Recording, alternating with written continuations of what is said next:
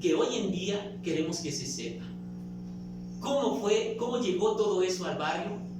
Y bueno, ya esa parte después nos la platicará también la maestra Olivia, de cómo se forma, cómo adquiere esa estructura el sindicato. Y finalmente el ingeniero nos va a decir nos va a platicar algunos hechos, principalmente que su papá le comentó a él en vida. Don Manuel Aparicio ya no vive, pero su hijo sí, y él se ha encargado de conservar toda esa historia. Así que, maestro Ángel Rafael Martínez Alarcón, le dejo la palabra y bueno, le pregunto, maestro, para iniciar esta plática, ¿cómo llegaron las ideas comunistas a Veracruz y a San Bruno en particular, maestro? Y para eso, bueno, le paso aquí el micrófono y adelante ahí, maestro, por favor. Muy buenas tardes, agradezco al maestro Nacho esta invitación y le agradezco, es emocionante compartir la mesa con la especialista del tema, la maestra Olivia Domínguez Pérez, que ha trabajado el tema. También agradezco la presencia de cada uno de ustedes, y este evento es muy significativo porque la historia no es del Estado, ¿no? La historia es nuestra, nosotros hacemos la historia, nosotros recordamos a nuestros mártires, a nuestros héroes, y no necesariamente tenemos que partir del visto bueno de un ayuntamiento, de un estado o de un gobierno federal. Entonces, la historia la hacemos los hombres, y este evento es una muestra.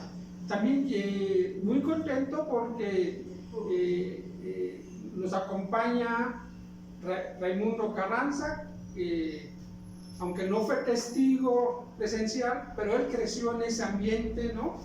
Aquí don Raimundo, toda una enciclopedia. También contento porque nos acompaña el director de la carrera de Criminología de la UPAD, el maestro Evaristo Mendoza Amador, con sus alumnos, ¿qué pasaría en ese momento de cómo los encontraron? Si hay todavía trabajo para ir al Naranjillo, ¿no?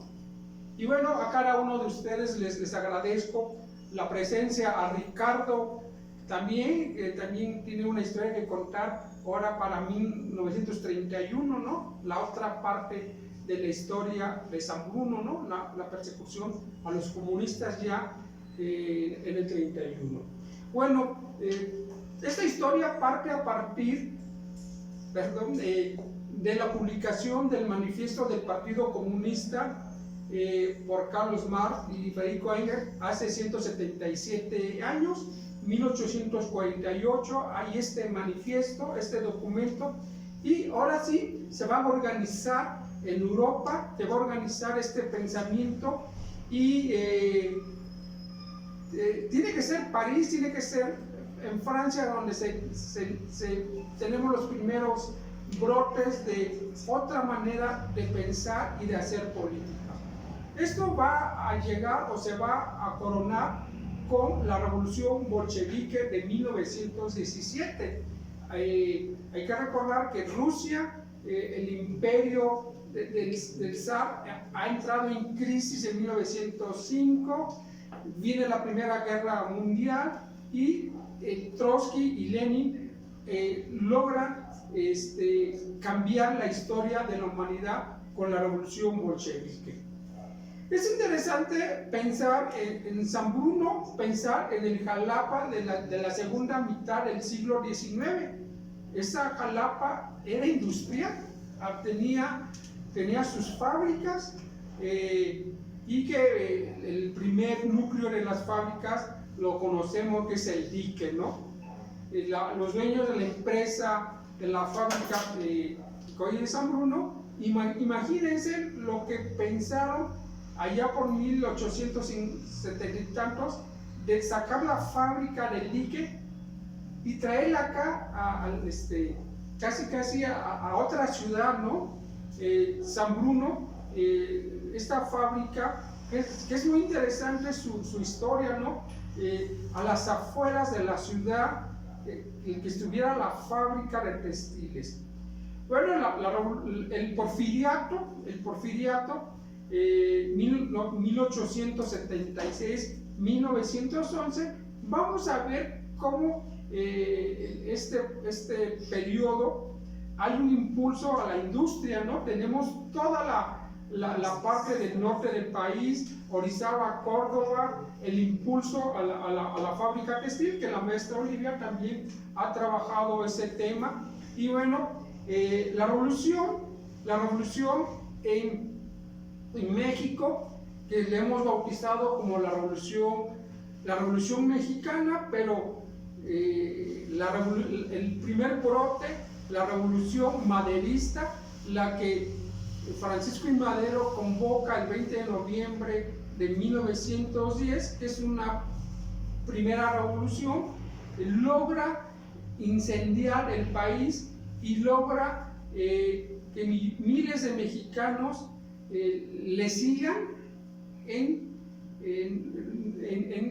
esta propuesta. Si bien es cierto que el 20 de noviembre, ese domingo 20 de noviembre a las 6 de la tarde, más allá en el norte, unos parientes atravesaron la frontera, pero la revolución fue encendiendo poco a poco hasta llegar a mayo de 1911, cuando Porfirio Díaz va a poner su renuncia para evitar que siguiera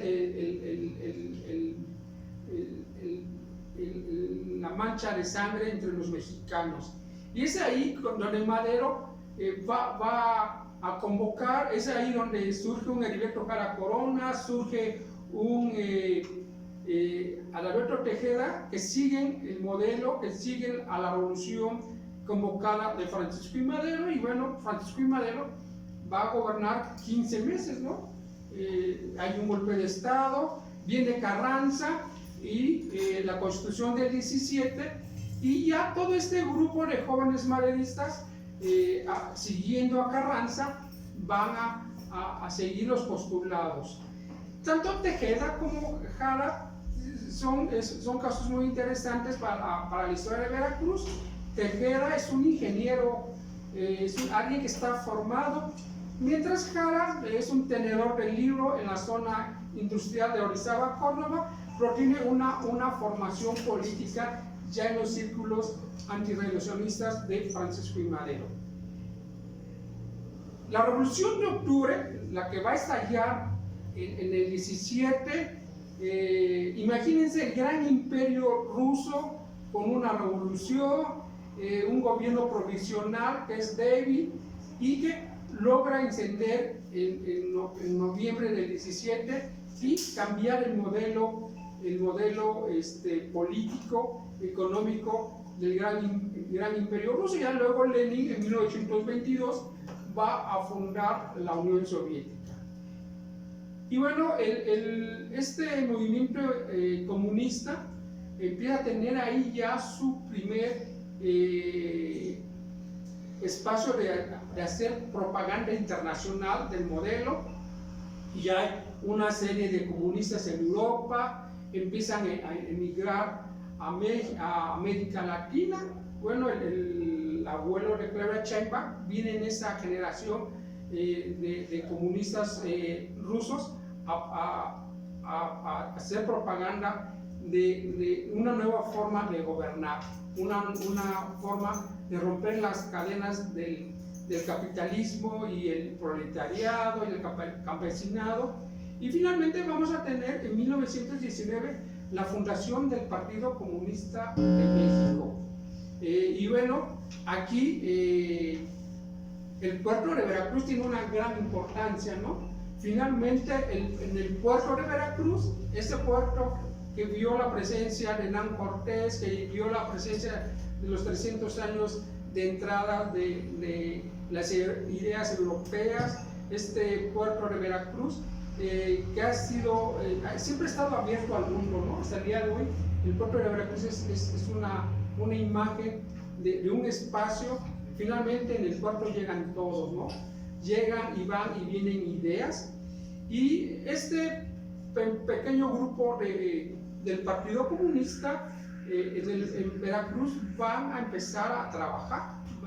Hay que recordar que a finales del 19, son los últimos meses del gobierno de Venustiano Carranza. Venustiano Carranza tuvo muchas simpatías con la Rusia de Lenin, ¿no? Se concretaron muchas cosas, pero Carranza tuvo ahí una apertura con la Casa del Obrero Mundial y había cierto reconocimiento hacia lo que estaba pasando en Rusia.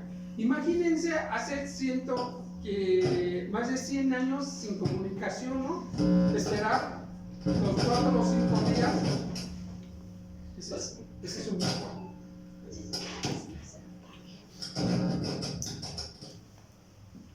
Sigue. Bueno, entonces, 1919 se funda el Partido Comunista Autónomo de Veracruz, y es muy interesante la pregunta que hace el maestro Ignacio: ¿cómo llega a San Bruno? Finalmente, el proyecto soviético comunista es un apostolado, ¿no? Es empezar a echar a andar las redes, y seguramente en Jalapa los primeros receptores de estas nuevas ideas fueron los maestros de la normal. Yo pienso que por ahí había un grupo de maestros normalistas medios disidentes. Hay obreros en Jalapa, están las fábricas, y por ahí empieza a emerger las ideas de una forma, de una nueva forma de pensar la política. Seguramente también toda la cuestión, la importancia de la prensa, ¿no? Estamos hablando del machete, de una forma casi clandestina de transmitir las noticias. Hoy nosotros no podemos comprenderlo, pero nosotros si ahorita Gerardo Fernández Noroña está llorando porque le dieron sus cachetadas, lo sabemos en un segundo, ¿no? Todavía estamos viendo cómo se está sobando porque lo rasguñaron. Pero imagínense, hace 115 años, lo que sería informar al mundo que ha caído el zar, que hay una república del Soviet, que se ha fundado la República Socialista Soviética en 1922. Debió decir una cosa muy, muy rara. Nosotros, como todo lo tenemos ya a la mano, en un clic ya sabemos si Putin esta tarde le sacó la lengua a Trump, ¿no? Pero imagínate toda la información que llegaba, el barco, la información, y 1924, el 4 de agosto, el gobierno del general Álvaro Obregón hace una cosa increíble. Estuvo molestando a los gringos que querían un reconocimiento. Se firman los tratados de Bucareli, donde los Estados Unidos reconoce a los gobiernos de la Revolución Mexicana. Se da la media vuelta Álvaro Obregón y firma el establecimiento de las relaciones entre México y la Unión Soviética. Imagínense lo que significaba para Washington que tu aliado mexicano esté reconociendo al gobierno de